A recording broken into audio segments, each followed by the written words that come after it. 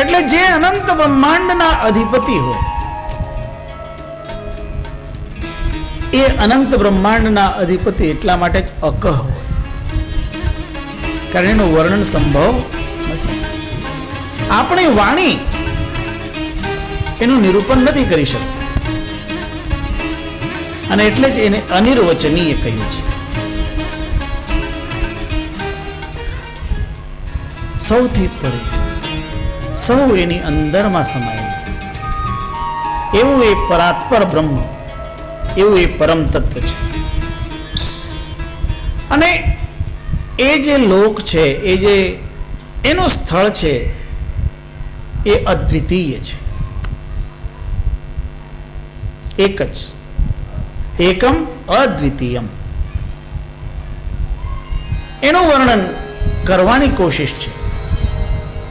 આપણે સામાન્યતયા જે વર્ણન જોતા હોય ને એની જ ઉપમાઓ આપણને આપવી પડે છે, કારણ આપણે જે જાણકારીમાં હોય એની ઉપમા આપીએ તો આપણને સમજમાં આવે. જે આપણને જાણતા ન હોય એની ઉપમા આપવામાં આવે તો શું સમજમાં પડે? જેણે કોઈ દિવસ ગવય જોયો નહીં હોય એને કોઈ ગવયની તુલના આપવા માંડે તો ક્યાંથી સમજમાં? ગવય એટલે શું? એટલે કઠિન બનાવવાની વાત નથી, સરળ બનાવવા માટે તો જે જાણકારીમાં હોય એનો આશ્રય લઈને, એનો માધ્યમ લઈને જ સમજાવવાની કોશિશ કરવામાં આવતી હોય. એટલે આ બ્રહ્મનિરૂપણ ગ્રંથમાં પણ આપણે સંસારના જ જે તત્વો છે એ તત્વોનો આધાર લઈને સમજાવવાની કોશિશ કરીએ. પણ એક વાત યાદ રાખજો, એ જે એક કોશિશ છે, અને એ કોશિશ કાયમ કોશિશ જ રહેતી હોય છે. પુષ્પદીપો મહચ્છોભો દ્યોતિતો હીરકાદિભિ અસંખ્ય સૂર્ય ચંદ્રાણામ પ્રભાભિરધિક પ્રભ. એ જે પરમલોક છે જેને પુષ્પદ્વીપ નામથી કહેવામાં આવ્યું.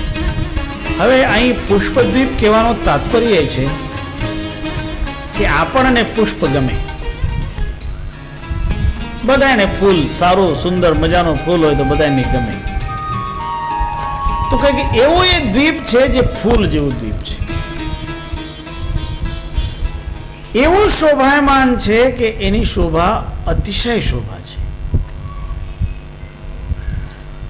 દુનિયામાં બધાને હીરા જવેરાત ગમે એટલે હીરાની તુલના આપી. પછી દ્યોતિતો હીરકાદિભિ, એ જરૂરી નહીં કે હીરા છે. હીરકાદિ અથવા હીરા માણેક રત્ન આદિ. સાચી રીતે હીરા માણેક રત્ન કઈ બહુ કિંમતી તત્વ નથી. એની જે કિંમત કરતા હોય એના માટે કિંમતી. માણસને ભૂખ લાગે ને તો હીરા ખવાય નહીં.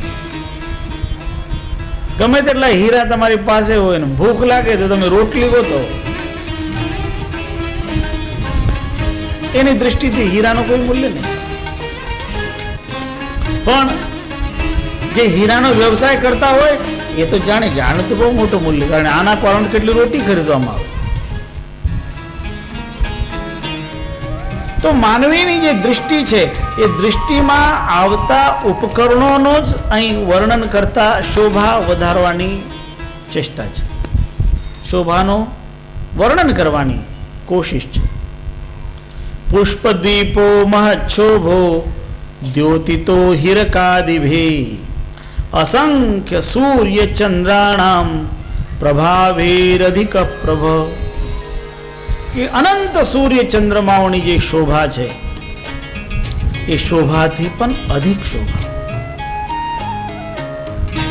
સૂર્યની શોભા છે, ચંદ્રની શોભા છે, એક બે નહીં પણ અનંત સૂર્ય ચંદ્રોની શોભા એ પણ જેની આગળ લજ્જિત થાય છે એવું એ પરમ તત્વનો પરમલોક છે. કમલમ મૃદુ તત્રય તત્ અદ્ભુતમ દલ સપ્તકમ. ત્યાં અત્યંત સુંદર મૃદુ કોમલ કમલ છે, જે અત્યંત અદ્ભુત છે, સપ્ત પંખુડીઓનું છે. મહત પ્રકાશકમ નિત્યમ સ્થિતમ તસ્મિન નિરક્ષરમ. એ જે સપ્ત પંખુડી યુક્ત કમલ છે, એ કમલની અંદર અક્ષર તત્વ સ્થિત છે.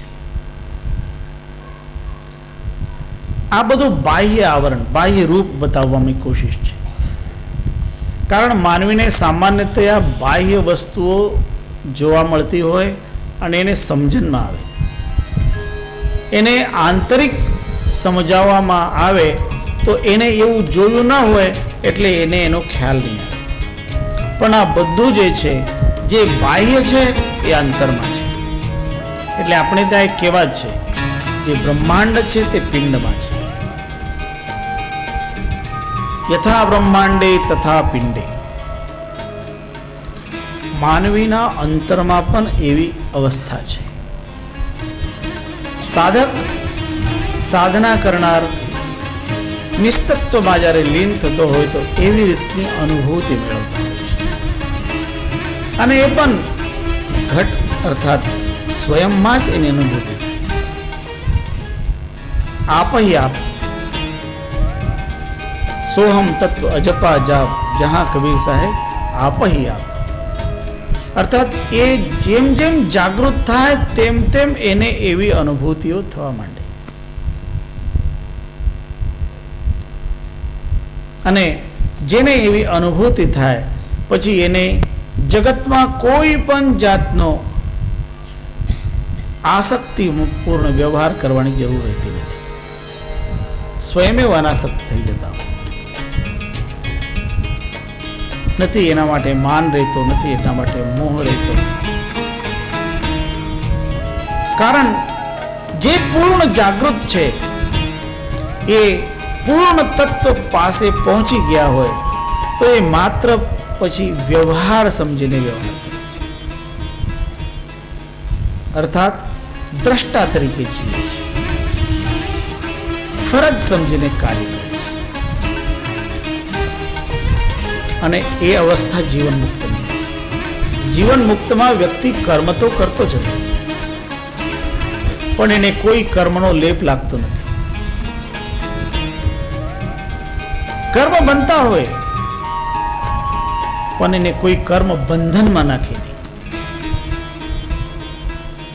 એક એવી રીતે એને કહેવાય કે જેવી રીતે કુંભારના ચક્ર ઉપર ઘડો બનતો હોય, માટીનો ઘડો કુંભારને વિશિષ્ટ આકાર આપે અને પછી એ ઘડો ચાક ઉપરથી ઉતારી લે, છતાં એ ચાક ફરતું રહે. ચાક ફરે એવી રીતે એનું જીવન ફરે, ચાલે, પણ કોઈ નવો ઘડો બને. અર્થાત એવી જીવન મુક્ત અવસ્થા. અને જેને જીવન મુક્ત અવસ્થા મેળવી પછી એને કોઈ ભય નથી.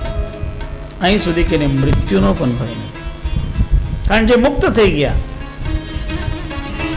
પછી એને કોઈ પણ વસ્તુ બાંધતી નથી. એટલે માનવીએ સદગુરુના સાનિધ્યમાં સેવા કરતા કરતા અહીં જ જીવન મુક્તિનો અનુભવ કરવાનો છે.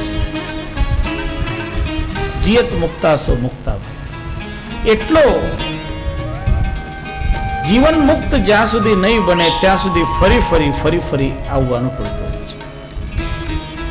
અને આવવું પડે તો પણ આપણી તૈયારી એવી પણ થવી જોઈએ કે કદાચ અહીં મુક્ત ન થઈ શક્યા તો બીજી વખત આવીએ ત્યારે મુક્તિ માટે જ પ્રયત્ન આગળ વધે.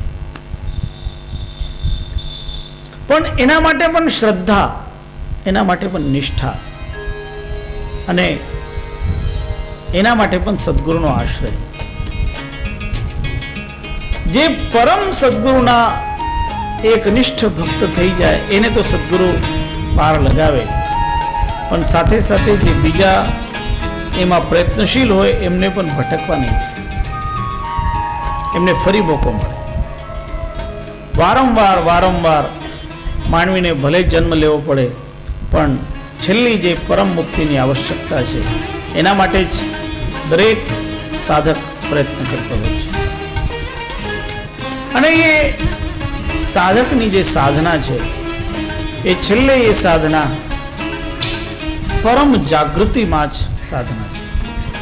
અને પરમ જાગૃતિ એટલે ટોટલ અવેરનેસ. દરેક વ્યક્તિએ આ સાધક જે છે એને આ જાગૃતિ કેળવવાની છે.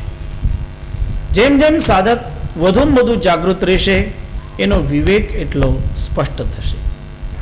માનવીનો જેટલો વિવેક વધારે એટલે એ વિવેક એને બધા બંધનમાંથી બહાર કાઢતો જશે. સાકારમ વા નિરાકારમ તસ્ય રૂપમ વિલક્ષણમ તસ્યાતિ સૂક્ષ્મ વૃત્તિ સા સર્વલોકાન પ્રકાશતે. પછી એના માટે સાકાર અથવા નિરાકાર આવા ભેદ પણ નથી. એને ગમે તે રીતે કહો, સાકાર કહો તો સાકાર અને નિરાકાર કહો તો નિરાકાર. એનું સ્વરૂપ કહે એ વિલક્ષણ છે. કોઈ પણ રીતે આપણે એને સ્વીકાર કરી શકીએ. અતિ સૂક્ષ્મ, અત્યંત વિલક્ષણ અને અત્યંત સૂક્ષ્મ. અત્યંત સૂક્ષ્મ હોવા છતાં એ સંપૂર્ણને પ્રકાશિત કરે છે. આપણા શરીરની અંદર જે આત્મતત્વ છે એ આત્મતત્વને આપણે કેટલું મોટું છે કહી શકીએ કે તમારો આત્મા આટલો જાડો છે, આટલો મોટો છે, કહી નહીં શકીએ. એ કેટલું સૂક્ષ્મ છે અને એ બધું તંત્ર ચલાવે છે, કારણ એના હાજરીમાં જ આ શરીર ચાલતું હોય છે. કેટલું મોટું મોટું કાર્ય એ કરાવે છે અને છતાં એ અદૃશ્ય છે. અને એનો સાક્ષાત્કાર મેળવવા માટે જ તો બધી જે કોશિશ ચાલે છે એ એના માટે જ છે. એટલે જે આત્મતત્વ, જે પરમાત્મ તત્વ પણ છેલ્લે એકરૂપ બની જતો હોય છે તે અત્યંત સૂક્ષ્મ હોવા છતાં સૌને પ્રકાશિત કરતો હોય છે. પરમાત્મા પણ અત્યંત સૂક્ષ્મ પણ અતિશય શક્તિવાન.